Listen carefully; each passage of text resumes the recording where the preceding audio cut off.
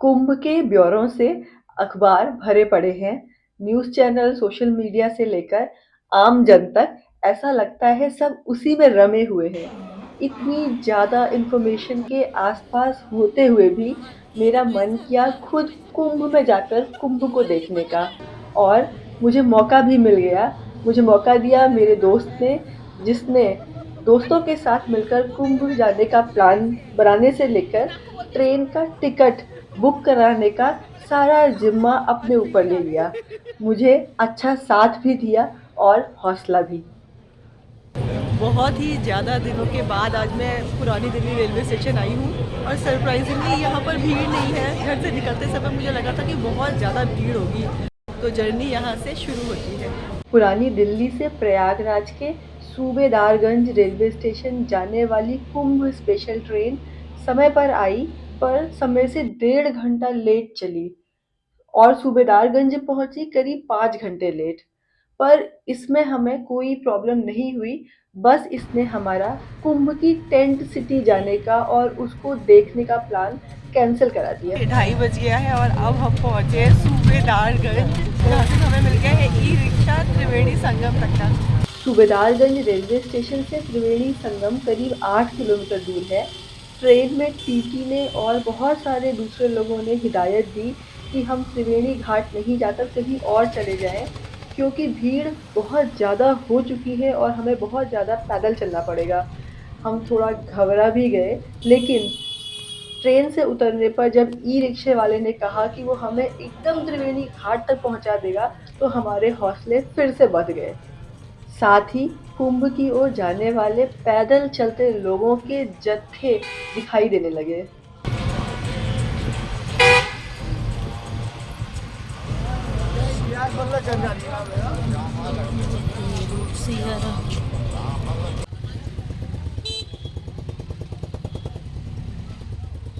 अभी ये सब कुछ शुरू ही हुआ था कि हम भी एक जाम का हिस्सा बन गए। त्रिवेणी संगम अभी 4 किलोमीटर दूर है, लेकिन अब हम जाम में फंस चुके हैं। अब ना आगे बढ़ रहे हैं और ना ही अब हम पीछे जा सकते हैं। देखते हैं कितनी देर तक ये चलता है। लेकिन यहाँ भी हमारी किस्मत अच्छी निकली, क्योंकि हम वहाँ से जल्द ही निकल गए।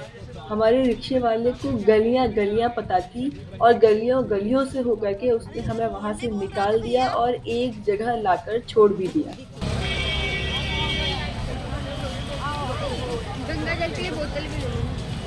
संगम से करीब 2 किलोमीटर पहले ई रिक्शे वाले ने हमें उतार दिया है और अब यहाँ से पैदल जाना है, लेकिन रात का 3 बजा है, फिर भी बहुत ज़्यादा भीड़ है।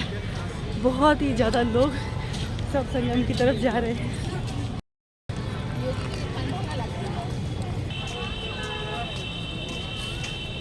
भीड़ है, लेकिन अभी डराने वाली टाइप की भीड़ नहीं है इस समय, कम से कम। ऑल्दो बहुत डरते डरते हम लोग शाम से आए, क्योंकि ट्रेन में ही बार बार ये इन्फॉर्मेशन आ रही थी कि बहुत ज़्यादा भीड़ है और बहुत ज़्यादा जाम भी है। पर 3 बजे के हिसाब से तो अच्छा है। भीड़ है 3 बजे के हिसाब से, लेकिन चलती फिरती भीड़ है।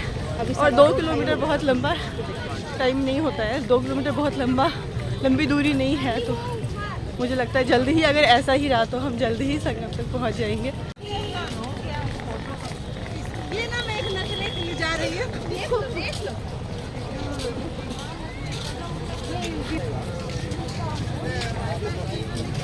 हो जाएगा हम लोग को सब काम ठीक से।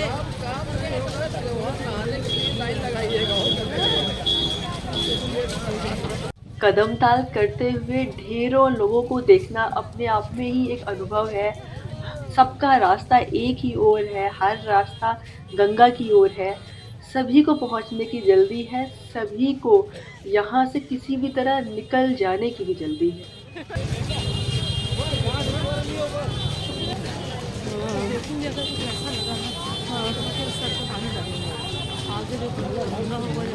चाहे कितनी ही डिजिटल दुनिया हो चुकी है, यहाँ पर अपनों से बिछड़ जाने का डर सबको है। लोग एक दूसरे का हाथ पकड़कर चल रहे हैं। भीड़ भी धीरे धीरे घनी होती जा रही है। तरह तरह के बैग और झोले हैं सबके पास। किसी के सिर पर बैग है तो किसी के कंधे पर, किसी ने कपड़ों से ही कपड़ों की गठरी बनाई है, तो कोई अपना ट्रॉली बैग सड़क पर घसीट के ले जा रहा है।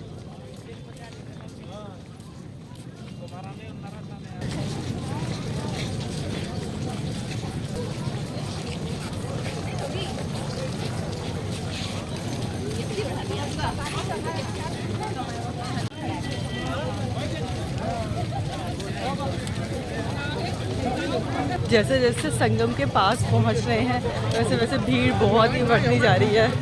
बहुत सारे लोग हैं और सभी लोग एक ही दिशा में जा रहे हैं, हर रास्ता गंगा की ओर। वो ओला भी है यहाँ पे, जैसे ओला का ऐड है।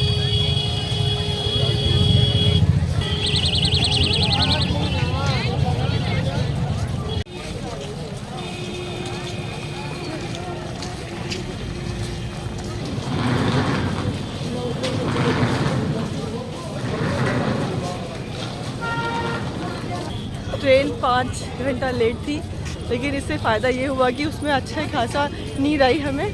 तो इस समय भले ही 3 बजा है और आधी रात से थोड़ा सा ज़्यादा समय हुआ है, लेकिन बहुत ही कंफर्टेबली चल पा रहे हैं। कोई नहीं लग रहा है कि आधी रात है।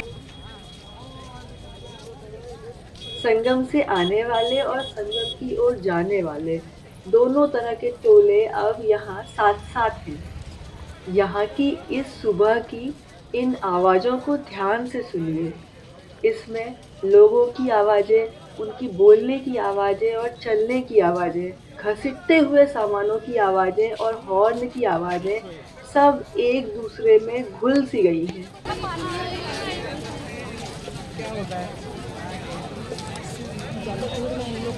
थोड़ी ही देर में खुली हुई कुछ चमकती हुई सी दुकानें दिखाई देने लगी हैं और हर तरीके की आवाज़ों में सबसे तेज माइक से इंस्ट्रक्शंस देकर भीड़ को कंट्रोल करने वाली आवाज़ हो गई है। लगता है संगम पास है। आगे बहुत ही ज़्यादा भीड़ है। ऐसा लग रहा है जैसे बहुत सारे लोग रुके हुए हैं और बहुत सारे लोग उन रुके हुए लोगों के पास चलते चले जा रहे हैं और वो जो दायरा है वो बढ़ता जा रहा है।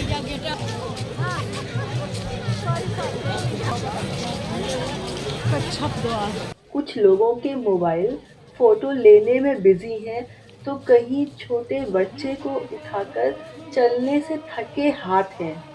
हाथ थके हैं तो क्या, अभी कंधे तो बचे हैं। कंधे पर लाल स्वेटर वाला बच्चा हर तरफ नज़र दौड़ाता रहता है। वो भी क्या सोच रहा होगा इस समय के बारे में। कोई ना समझता हिंदी बोलना हम जानते ना हिंदी बोलना।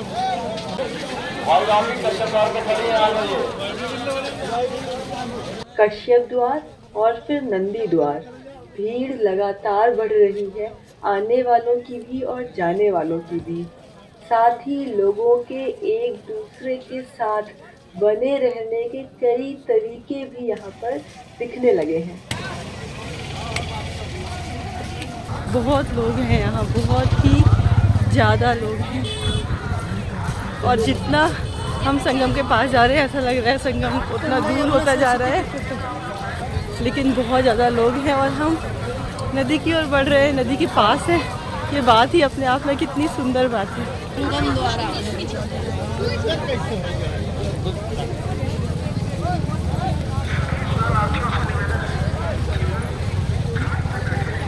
और प्रियंका जी आपको कैसा लग रहा है?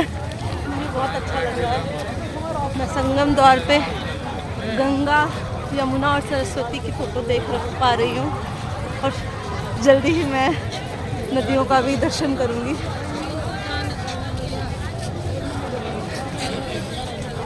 संगम द्वार गंगा, अच्छा गंगा, यमुना और सरस्वती के संगम पर शायद ये लास्ट अंतिम द्वार हो।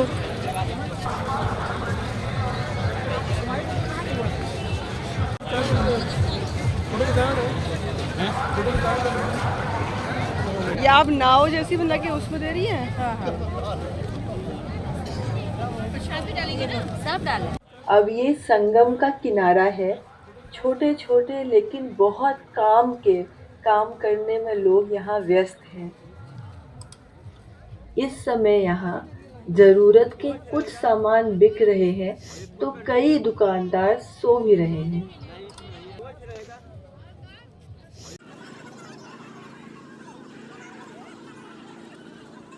पीछे से चलते चले आ रहे सारे लोग यहाँ आकर थम गए हैं। लोगों ने अपने सामान भी यहीं रखे हैं। कुछ लोग बैठे हैं उन सामानों की रखवाली करने, तो कुछ डुबकी लगाने गए हुए हैं। यहाँ केओस है। ये जगह देर तक रुकने के लिए बिल्कुल नहीं है। घाट के आसपास सिक्योरिटी एरिया में आप लोग बैठ कर सोएंगे नहीं, ना लेटेंगे। शीघ्र अपना स्नान करें और अपने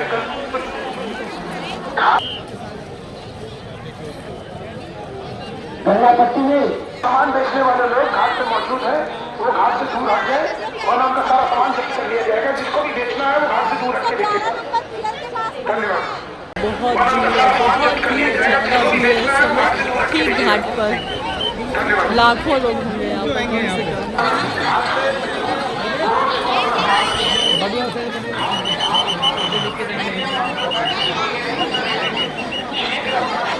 गंगा, यमुना और सरस्वती के इस संगम में इस समय आगे बढ़ना मुश्किल है।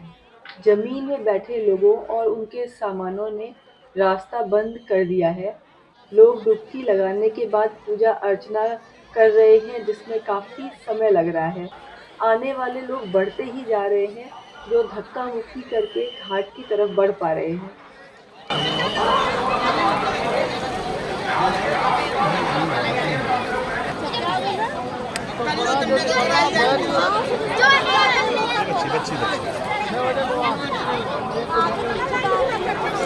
जल्दी लगाओ, देर ना करो।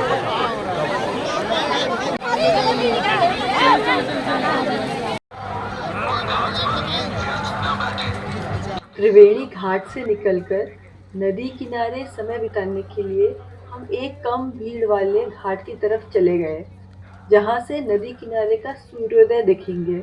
त्रिवेणी घाट में ऐसा लगा कि किसी भी पल इतनी भीड़ बेकाबू हो सकती है।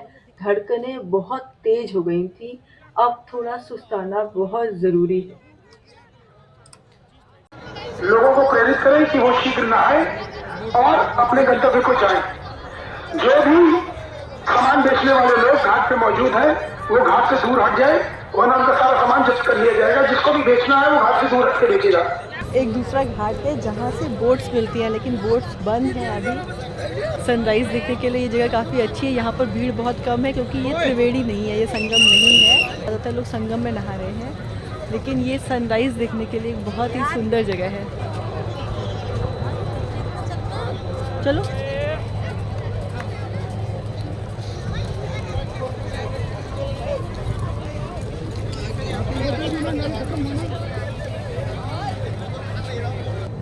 संगम में ही सारी भीड़ है, मतलब त्रिवेणी घाट में ही सारी भीड़ है।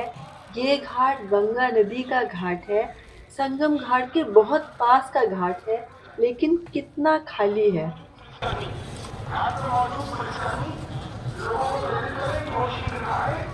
कैसा रहा आपका ऋचा जी? बहुत अच्छा लगा। भीड़ बहुत ज़्यादा है लेकिन दर्शन स्नान बहुत अच्छे से हो जा रहा है। बिल्कुल आइए, सब आइए। सबको रिक्वेस्ट करूंगी ज़रूर आइए, गंगा स्नान कीजिए। श्रद्धा भाव से आएंगे तो कोई तकलीफ नहीं होगी। गंगा माँ खुद अपने शरण में बुला के आप वो चाहेंगी कि आप उनके दर्शन कीजिए, कोई प्रॉब्लम नहीं होती है। हर हर गंगा, जय शिव शंकर, हर हर गंगा।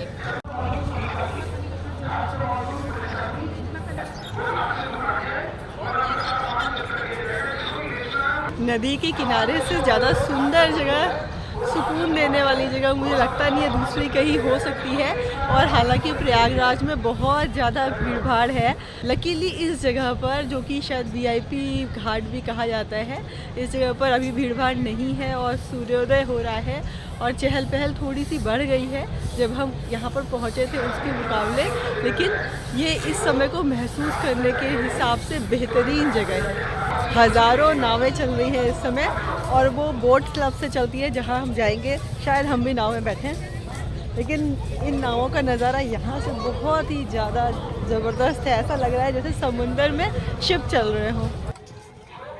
नदी के उस तट से चलती नावों और सूर्योदय के नज़ारे लेने के बाद हम वहां से निकल गए। रात के अंधेरे में भीड़ की जिस तस्वीर को हमने देखा था, अब बारी थी उसी तस्वीर का फिर से हिस्सा बनने की भी और उसी तस्वीर को दिन की रोशनी में देखने की भी।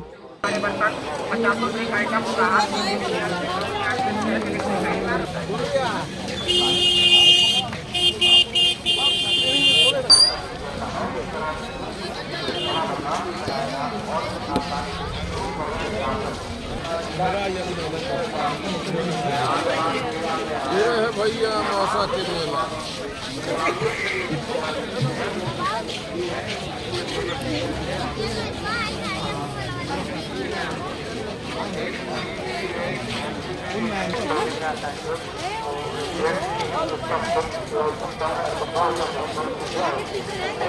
बाबाओं का अखाड़ा गायब तो नया चीज़ हो सकती है।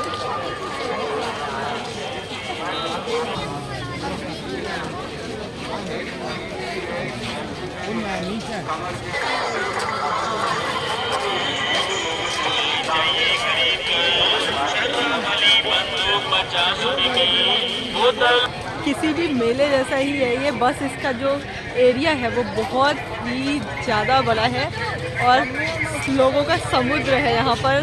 केवल सिर ही सिर दिखाई देते हैं। थोड़ा सा भी जो टीले टाइप की जगह है वहाँ पर खड़े हो जाओ तो केवल सिर ही सिर दिखाई देते हैं बस।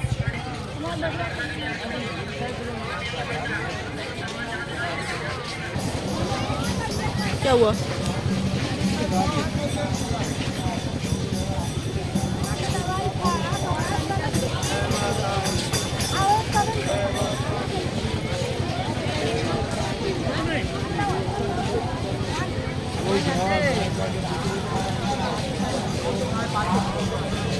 मेले में काफ़ी इधर-उधर जाने के बाद, तेज़ धूप में थकने के बाद हमने 12 बजे ही वापस रेलवे स्टेशन जाने की सोची, रात 9 बजे की ट्रेन पकड़ने के लिए। लेकिन कोई भी रिक्शा नहीं मिला बहुत देर तक भटकने के बाद भी और आधा रास्ता पैदल चलने के बाद भी। पर फिर मिली एक नई सवारी। इस सवारी को आप भी देखिए। ये है ठेला, कुंभ का ठेला।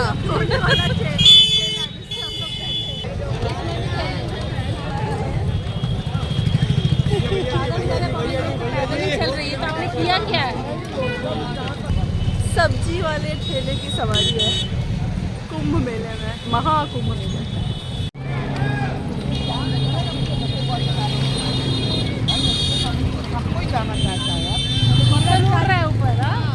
जिंदगी में पहली बार इस गाड़ी में भी बैठ गए। ये बहुत ही ज़्यादा रिस्की है हालांकि, लेकिन यहाँ पर एक एक इस तरीके के रिक्शे में 5-5, 6-6 लोग लद करके जा रहे हैं और इसके अलावा और कुछ नहीं है। ई रिक्शा इतने कम है कि इसके अलावा और कोई चारा नहीं है और उतने ही करोड़ों लोग इस समय भी गंगा घाट की तरफ भी जा रहे हैं। हमारा यहाँ टेंट सिटी और नदी के उस पार जाने का प्लान पूरा नहीं हो पाया, लेकिन लगातार घटती बढ़ती धड़कनों के बीच हिंदुस्तान की सांस्कृतिक विरासत का हिस्सा बनकर हम उसको जितना भी देख समझ पाए उतना भी बहुत था उस एक दिन के लिए।